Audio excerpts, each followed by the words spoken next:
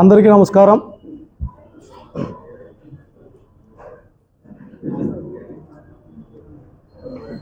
మనకందరికీ తెలిసినటువంటి విషయమే,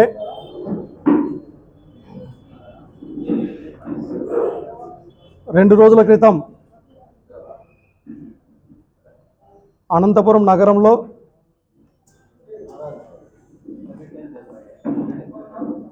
టూ టౌన్ పోలీస్ స్టేషన్ నందు నాతో పాటి దాదాపు 23 మంది ముఖ్యమైనటువంటి మా పార్టీ నాయకుల పైన కేసులు నమోదు చేయడం అందరికీ తెలిసినటువంటి విషయమే. దానికి సంబంధించి ఒకసారి వాస్తవాలని, జరుగుతున్నటువంటి పరిస్థితులని, మా పార్టీ నాయకులకు జరుగుతున్నటువంటి అన్యాయాన్ని ప్రజలకు తెలియజెప్పాలనేటువంటి ఒక ఉద్దేశంతో ఇవాళ మీడియా సమావేశం నిర్వహించడం జరుగుతూ ఉంది. ముఖ్యంగా ఆ రోజు మా పార్టీకి సంబంధించినటువంటి మైనార్టీ నాయకుడిని దాదు అనేటటువంటి వ్యక్తిని పోలీసులు అక్రమంగా అరెస్ట్ చేయటాన్ని మేమంతా ఖండిస్తూ, ఆ రోజున దాదు వాళ్ళ తల్లిదండ్రులు కూడా ఉదయం నుంచి సాయంత్రం వరకు పోలీస్ స్టేషన్లోనే బాధపడతా ఉంటే అతనికి మేమున్నాము అనే ఒక భరోసా కల్పించడానికి, అదేవిధంగా సంబంధిత స్టేషన్ అధికారులతో చర్చించి అబ్బాయికి న్యాయం జరిగే విధంగా ప్రయత్నం చేయటంలో మేమందరం కలిసి కూడా టూ టౌన్ పోలీస్ స్టేషన్ దగ్గరికి వెళ్ళడం జరిగింది. మరి వెళ్ళటంతోనే అక్కడ ఉన్నటువంటి సిఐలు, ఆ స్టేషన్కి సంబంధించినటువంటి కానిస్టేబుల్తో సహా అందరూ కడక మేమేదో తప్పు చేశాం, ఏదో పాపం చేసినట్లు మా పైన చాలా దురుసుగా ప్రవర్తించడం కూడా జరిగింది. అదే సందర్భంలో బాధితుని పక్షాన మేము నిరసన తెలియజేయాలి, మాకు న్యాయం జరగాలనేటటువంటి ఒక ఉద్దేశంతో పోలీస్ స్టేషన్ లోపలికి రానివ్వకపోయినా అక్కడే కూర్చొని మా నిరసన తెలియజేసేటువంటి క్రమంలో అనంతపురం నగరానికి సంబంధించినటువంటి మరికొంతమంది సిఐలు కూడా వచ్చి రావడంతోనే మేమేదో తీవ్రవాదం అన్నట్లుగా, ఏదో రౌడీయం అన్నట్లుగా, లేదంటే సంఘ విద్రోహ శక్తులు అన్నట్లుగా ఇష్టం వచ్చినటువంటి మాటలు. ఒక్కరేమో 200 మందిని దించుతా అంటారు ఇక్కడే, మరొకరేమో కొడకల్లారా కాల్చి పడేస్తానంటారు. మేమేదో బాధితుని పక్షాన మాట్లాడడానికి మేము వెళ్తే ఏంది జరుగుతుందిరా స్వామి ఈ రాష్ట్రంలో, ఈ స్టేషన్ దగ్గర ఏందో అంటే ఓ పక్కన ఆలోచన చేస్తూ ఉన్నాం. అరే పొరపాటుగా ఏమన్నా ఇక్కడ ఏమన్నా పోలీస్ స్టేషన్లు అనేటటువంటిది ప్రజల ఆస్తినా? మాకు తెలిసినంత వరకు ప్రస్తుతం ఈ రాష్ట్రంలో ఇప్పటివరకు అయితే పోలీస్ స్టేషన్లన్నీ ప్రజల ఆస్తి, ప్రజల హక్కుగా ఒక ప్రతిపక్ష పార్టీ నాయకులుగా ప్రజా సమస్యల పైన కావచ్చు, మాకు జరుగుతున్నటువంటి అన్యాయం పైన కావచ్చు పోలీస్ స్టేషన్లకి పోవచ్చు. మరి మాకు తెలియకుండానే ఇక్కడ ఏమన్నా చంద్రబాబు నాయుడు గారు ఏమన్నా పోలీస్ స్టేషన్లు కూడా పీపీపీ అని చెప్పి ప్రైవేట్ వ్యక్తులకి ఏమన్నా ఇచ్చేసినాడేమో మాకు తెలియనటువంటి భయం ఏర్పడతా ఉంది. ఇది కనుక ప్రైవేట్ వ్యక్తులకు ఇచ్చేసిన పోలీసు వ్యవస్థను కూడా అంటే మేము పోయేదానికి కనుక వీలు లేదు అన్నట్లుగా ఒక భయంకరమైనటువంటి వాతావరణాన్ని ఆ రోజు నగరంలో చూశాం. అక్కడ ఉన్నటువంటి సిఐలు కనుక చాలా మంచివారే. ఎందుకంటే గతంలో చాలా మంచి పేరు ఉన్నది. ఎందుకు ఈ విధమైనటువంటి వాతావరణాన్ని కలగజేస్తున్నారు అనేటటువంటిది అర్థం కానిటువంటి పరిస్థితి. మేము వెళ్ళింది బాధితుని పక్షాన. మీకు వీలైతే పిలిపించి 4 మాటలు మాట్లాడి కేసుకు సంబంధించినటువంటి విషయాలు మాకు చెప్తే, తర్వాత లీగల్ సెల్ టీం అంతా ఉన్నారు, వారు కూడా చర్చించి కోర్టు ద్వారా వెళ్ళటమా న్యాయపరంగా ఎదుర్కోవటమా అనేటటువంటిది జరుగుతుంది. తర్వాత డిఎస్పీ గారు రావటం, పిలిపించి మాట్లాడటం, సర్ది చెప్పడం జరిగింది. మరి ఎందుకు ఇలాంటి పరిస్థితులు ఈ రాష్ట్రంలో కేవలం వైఎస్ఆర్ కాంగ్రెస్ పార్టీ నాయకులపైన ఒక కుట్రపూరితమైనటువంటి వాతావరణంలో మీరు కక్ష సాధింపు చర్యలకు పాల్పడుతూ ఉన్నారు అనేటటువంటిది అర్థం కానటువంటి పరిస్థితి. ఈ రాష్ట్రంలో చూస్తూ ఉన్నాం, ఎక్కడ చూసినా కూడా మహిళలపైన అఘాయిత్యాలు జరుగుతూ ఉన్నాయి, విద్యార్థులపైన జరుగుతూ ఉన్నాయి, ఎన్నో సమస్యలు ఉన్నాయి. వాటినన్నిటిని పక్కన పెట్టి కేవలం వైఎస్ఆర్ కాంగ్రెస్ పార్టీ నాయకుల పైన మాత్రమే టార్గెట్ చేసుకుంటూ ఒక్కొక్కరిని ఒక్కొక్క విధంగా ఇబ్బందులకు గురి చేస్తూ కేసులు నమోదు చేస్తూ, మేము బాధితుల పక్షాన పోతే స్వయంగా 23 మంది పైన కేసులు నమోదు చేయడం జరిగింది. ఇది ఎంతవరకు న్యాయం అనేటటువంటి దగ్గరగా ప్రశ్నిస్తూ ఉన్నాం.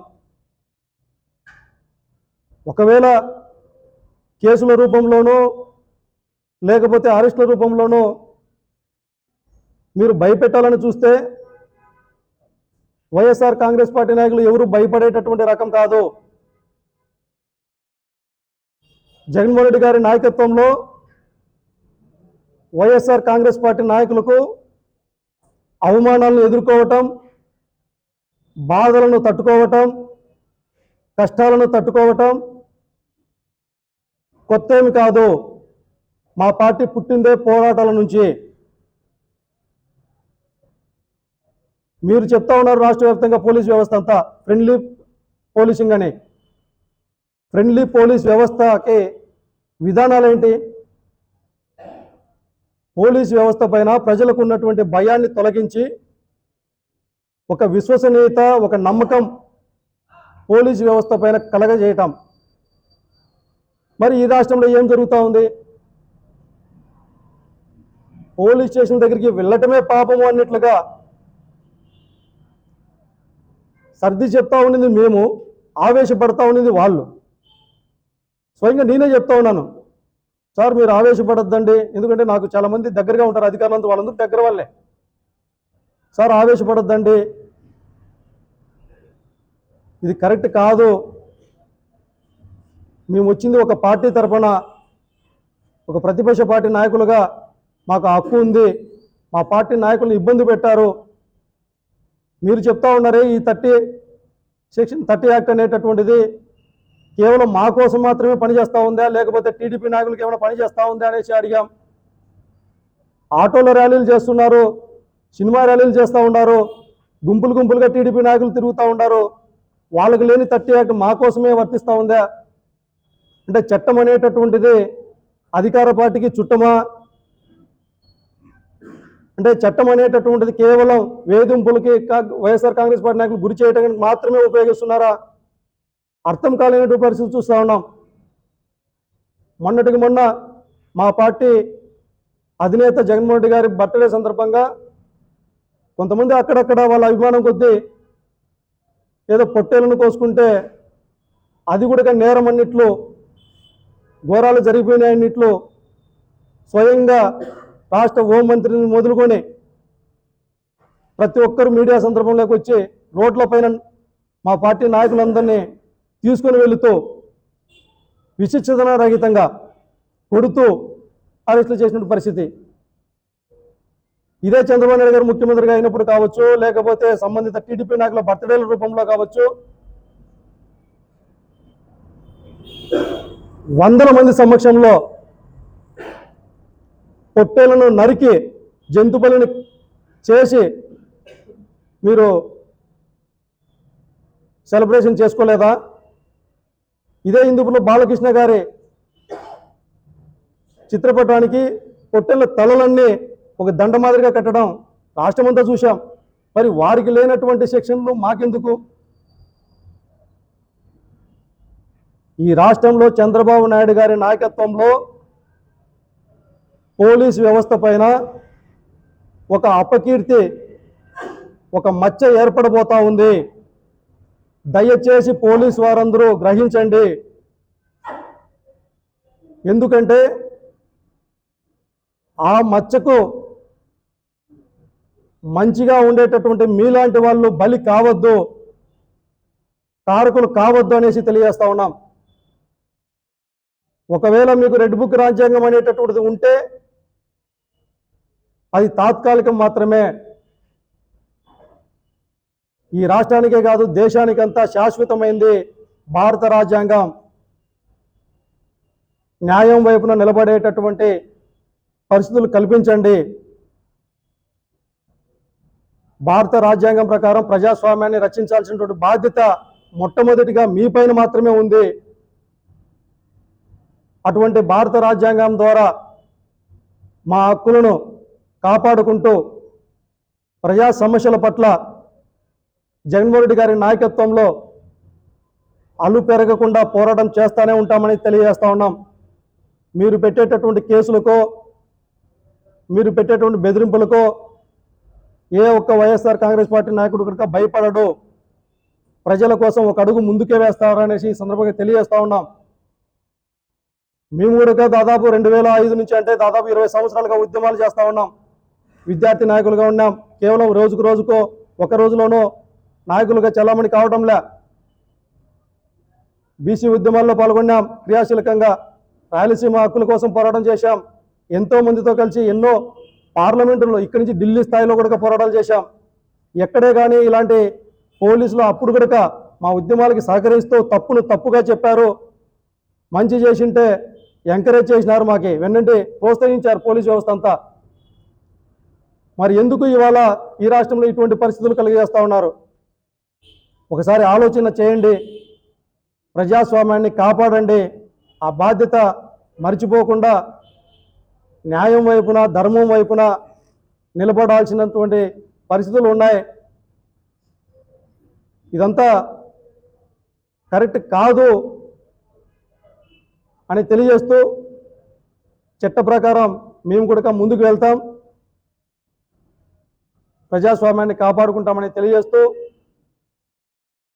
మరొకసారి కూడా పోలీస్ వ్యవస్థ గారిగా ప్రతి ఒక్కరికి నూతన సంవత్సరం శుభాకాంక్షలు తెలియజేస్తూ కనీసం నూతన సంవత్సరంలో అయినా కూడా మీ విధుల్ని న్యాయంగా, ధర్మంగా నిర్వర్తించాలనేసి కోరుకుంటూ భవిష్యత్తులో మా యొక్క పోరాటాన్ని, మా యొక్క జగన్మోహన్ రెడ్డి గారి నాయకత్వంలో ప్రజల పక్షాన నిరంతరం కృషి చేస్తూ ఉంటామని తెలియజేస్తూ ఉన్నాం ఈ సందర్భంగా.